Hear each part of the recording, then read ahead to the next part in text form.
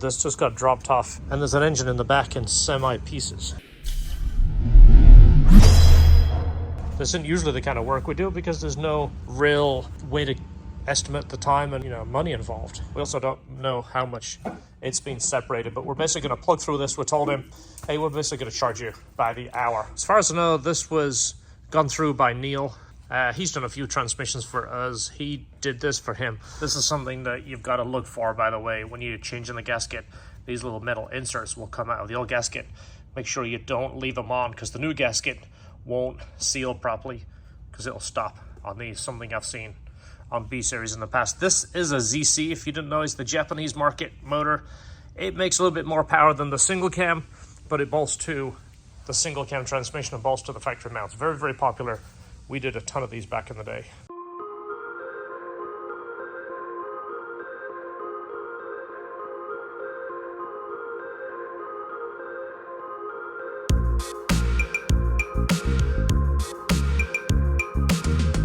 Look at that. Looks like some junk in the intake port right there. It might be some old material.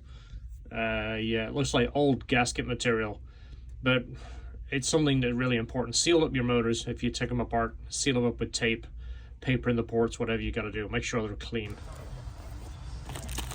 This is a car was available in different countries. I remember we had this in England, the Rover 216. A friend of mine had that.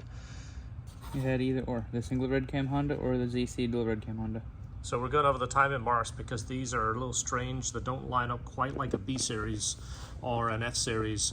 Typically you would draw a line completely across the cylinder head and all four lines would be perfectly lined up, and then of course the crank pulley would be on TDC. It even shows in the book. These are centered and they're across the surface of right there. It's kind of hard to get the angle. We've already moved this a little bit just to tension it, but it's interesting that it talks about that.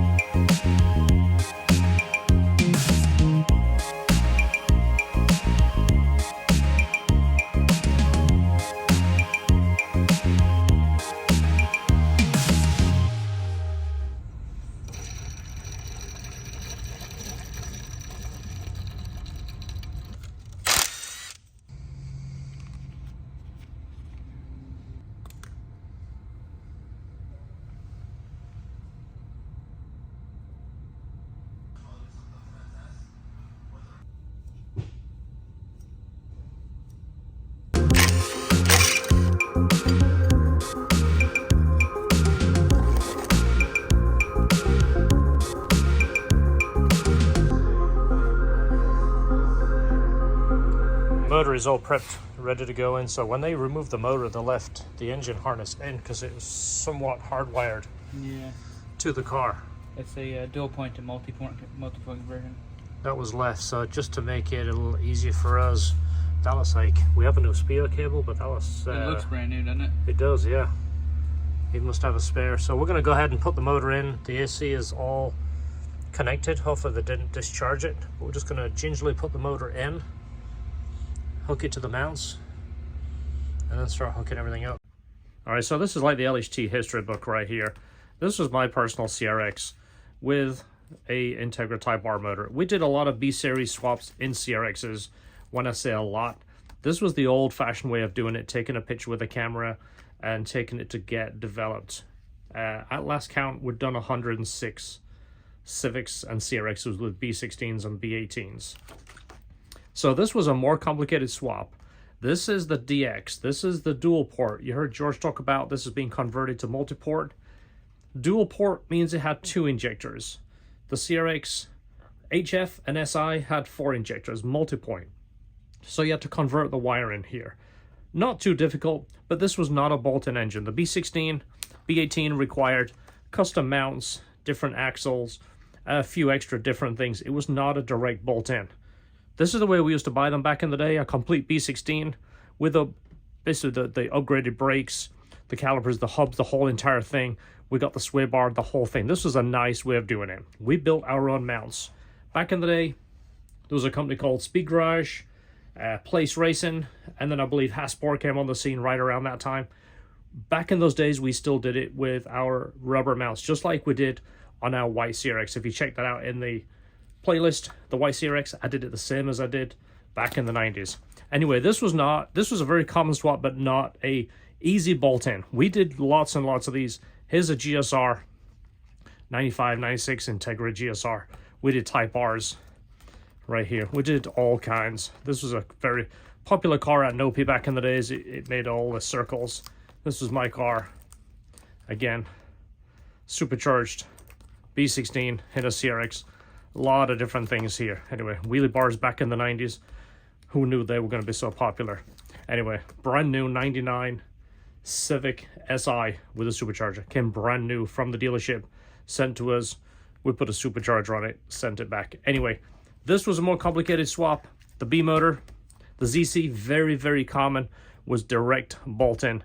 This is what it looks like right here. We did tons and tons and tons of these, but very, very clean looking, bolts in, factory transmission, factory mounts. If your car is a multi-point, everything plugged in. You have to convert the wiring harness from the distributor to pick up the exhaust sensor. That was it. Super duper easy.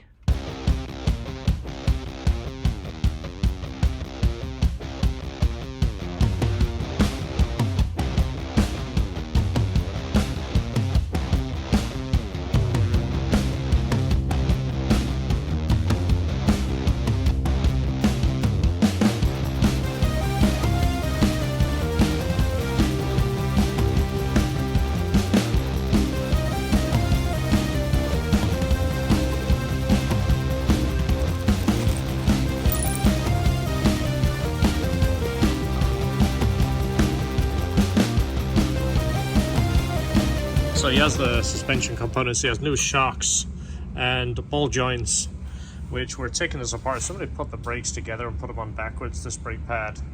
This one should be on the inside. So these are flipped. We're going to take all this apart anyway and replace the ball joint under here. Hopefully it has the right one. Also tie rod ends.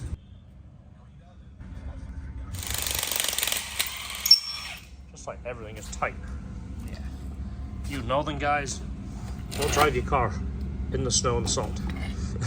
Just don't drive it. Just don't drive it. And don't move here either. Actually, drive a Tesla, and then at the end of the season, you just throw it away. You just get a new one? Yeah, well, because they depreciate like 90% in a year, don't they? I think the appreciation also has to do with the guy selling it. Yeah, true. Well, they are saving the planet, so there is a price to be paid for that. We're changing the shocks, we're keeping the springs, which means we're going to do it the old-fashioned way.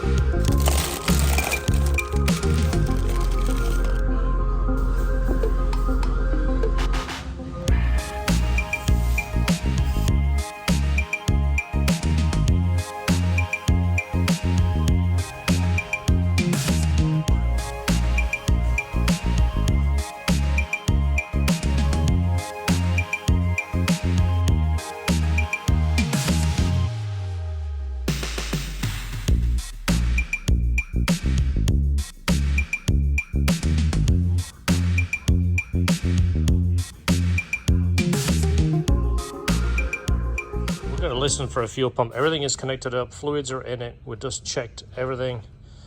We don't know how long it sat, so the fuel pump is something we're going to listen for.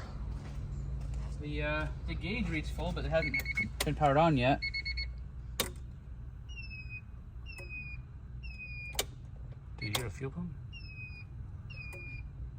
I think so. And the check engine light is performing properly. The main relay is working. Something's starting and stopping. See what it does? Yeah.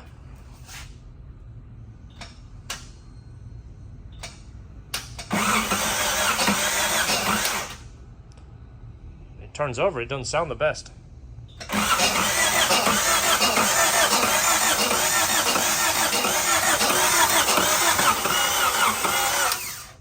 So let me do some basics. Let's check for, see if the injector's working. I mean, the injectors have been sitting. There's no telling if they're plugged. We'll check for spark first. Obviously, we know we have time. Doesn't sound particularly good compression-wise, but then again, it has been sitting. So let me check for spark, and we'll come back and let you know where we're at. Go ahead and cycle it again. Yeah, I mean, it's dribbling. There's no pressure. There's all kinds of like bubbles, like there's air in the line, but there's no pressure. It smells okay. Oh yeah, we're getting fuel pressure now. Nice. Maybe the fuel pump was just stuck. Never seen that before. Seen an injector stick, but no fuel pumps.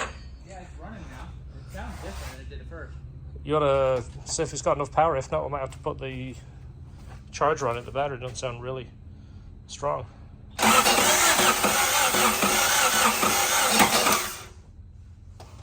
Do it again. Ooh, it doesn't sound good, does it? That sounds like kind of starter flywheelish. Yeah. Go ahead and light it up.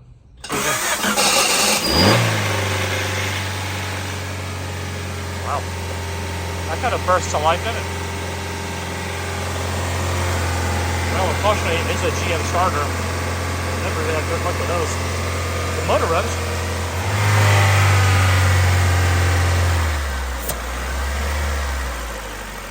Alright, it's got a air leak because my hand is completely over. So if you cover that up and the engine still runs, it means it's drawing air in from somewhere else. We're just going to have to go around and see if we can find out where that is. Alright, we fixed our idle leak. We're going to go ahead and start it, see if that starter behaves a little bit better. Now it runs.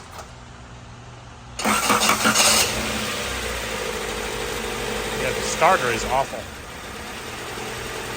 Whole starter, I think, is probably the first thing I would lose. Idle's pretty good. Are you getting heat in the car yet? Oh yeah. Is it circulating nice now? Getting warm water everywhere.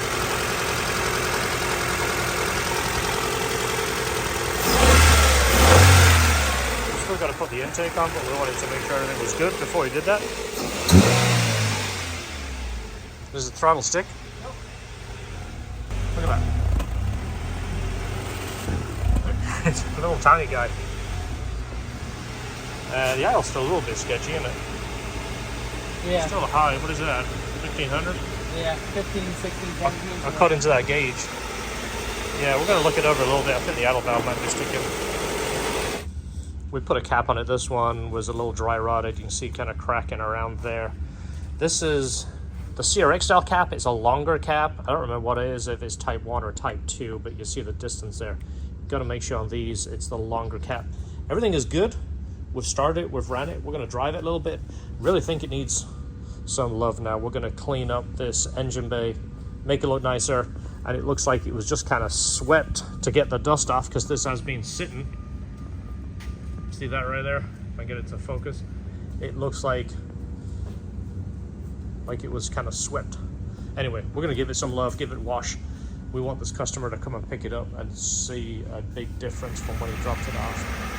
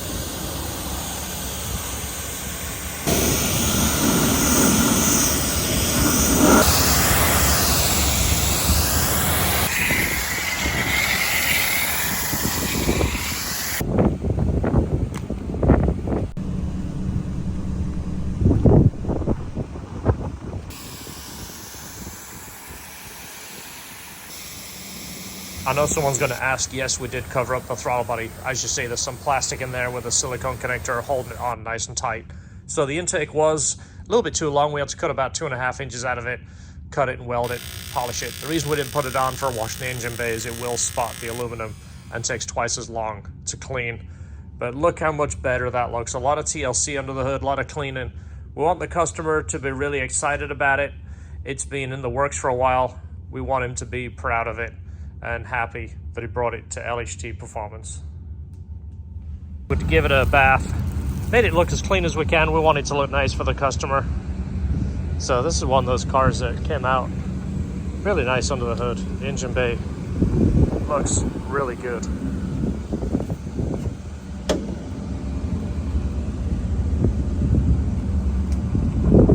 If you're interested in a ZC, this is the one that came out of the white CRX.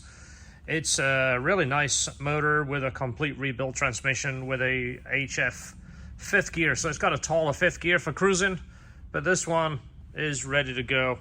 It's a little dirty. It needs an exhaust manifold, but if you look in the CRX playlist, you'll see this running in that car. So get a hold of me on Instagram and I'll make you a deal on this motor. Direct bolt-in for your Civic or CRX. So like I've said on past videos, we only work on one car at a time, so don't be frustrated if we have a wait. That means that we're only working on your car. We don't have a parking lot full of cars waiting to come in. We don't do that. I don't want anybody's car sitting out here. This one is done, ready to go. Next car is coming in here in a few minutes, so that's the way we do it. If you like that kind of workflow, one car at a time, get a hold of us. We'll do our absolute best for you. I'll treat your car like it's my car. Thanks for watching. Don't forget, hit the subscribe, hit the share, hit the like, and we'll see you on the next video.